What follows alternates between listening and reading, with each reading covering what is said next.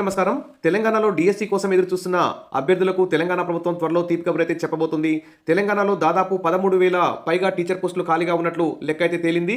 ఇటీవల విద్యాశాఖపై సీఎం రేవంత్ రెడ్డి వరుస సమీక్షలు నిర్వహిస్తూ విద్యా వ్యవస్థనే మార్చేద్దామంటూ కీలక ప్రకటనలు చేస్తున్న నేపథ్యంలో మరి ఆల్రెడీ విద్యాశాఖని ప్రక్షాళన చేద్దాం, దేశంలోనే తెలంగాణ విద్యా వ్యవస్థని అత్యాధునికంగా తీర్చిద్దామని చెప్పి సీఎం రేవంత్ రెడ్డి కీలక ప్రకటన చేస్తున్న నేపథ్యంలో డిఎస్సి ప్రకటన వెలువడుతుందనేటువంటి ఆశలైతే అభ్యర్థుల్లో కనిపిస్తున్నాయి.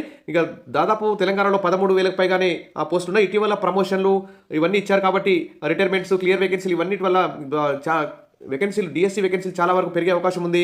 మరి డిఎస్సి కోసం దాదాపు 2.5 లక్షల మంది ఎదురు చూస్తున్నారు. ఇప్పటికే 2 సార్లు టెట్ కూడా నిర్వహించారు.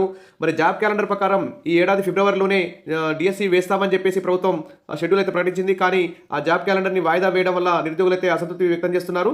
మరి 7 నెలలు అవుతున్న టీచర్ పోస్టుల భర్తీపై నిర్ణయం ప్రకటించని ప్రభుత్వం, టీచర్ల కొరత లేదంటున్న విద్యాశాఖ అధికారులు మరి నోటిఫికేషన్ జారీ చేయాలని అభ్యర్థులైతే ఎదురు చూస్తున్నారు. ఇక తెలంగాణలో బీఎడ్, డిఎడ్ అభ్యర్థులు డిఎస్సి నోటిఫికేషన్ కోసం ఆశగా ఎదురు చూస్తున్నారు. ప్రభుత్వం ఎప్పుడెప్పుడు శుభవార్త చెప్తుందా అని కళ్ళల్లో ఒత్తులు వేసుకొని చూస్తున్నారు. దాదాపు 13,000 పైగా పోస్టులు ఖాళీగా ఉన్నట్టు అధికార వర్గాలు అయితే చెప్తున్నాయి. రాష్ట్రంలో టీచర్ల ప్రమోషన్ల ప్రక్రియను ప్రభుత్వం ఆగస్టు నెలలో పూర్తి చేయడంతో టీచర్ పోస్టులు ఖాళీలు అయితే ఏర్పడ్డాయి. దీనికి తోడు రిటైర్మెంట్స్, క్లియర్ వేకెన్సీలు కలుపుకుంటే ఖాళీలు భారీగానే ఉన్నాయి. కాబట్టి ప్రతి జిల్లాలో దాదాపు 350 నుంచి 500 వరకు పోస్టులు అయితే ఖాళీగా ఉన్నాయి. రాష్ట్రంలో దాదాపు 1,20,000 మంది టీచర్లకు గాను 107,000 మంది మాత్రమే ప్రస్తుతం అయితే కొనసాగుతున్నారు. కాబట్టి ఒక్కొక్క జిల్లాలో దాదాపు 400 నుంచి 500 వరకు పోస్టులు అయితే ఖాళీ ఉన్నట్టు తెలుస్తుంది. కనీసం కొన్ని జిల్లాల్లో 400 వరకు ఖాళీ ఉన్నట్టు తెలుస్తుంది. ఇటీవల చేపట్టిన ఉపాధ్యాయుల పదోన్నతుల ప్రక్రియతో జిల్లాల్లో భారీగా ఖాళీలు ఏర్పడ్డాయి. పదోన్నతి పొందిన వారిలో 880 మంది స్కూల్ అసిస్టెంట్లు, గ్రేడ్ 2 హెడ్ మాస్టర్లుగా పదోన్నతులు కల్పించగా మల్టీ జోన్ 1లో 490 మంది, మల్టీ జోన్ 2లో 390 మంది ప్రమోషన్లు పొందారు.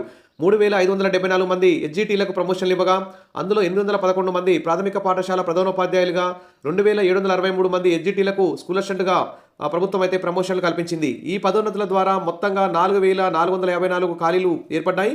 దీనికి తోడు గతంలో గుర్తించిన ఖాళీలను కలుపుకుంటే మొత్తం 13,000 పైచిలకు డిఎస్సి ఖాళీ ఉన్నట్లు తెలుస్తోంది. మరి ఎస్జిటి పోస్టులు ఎక్కువగా ఉన్నాయి.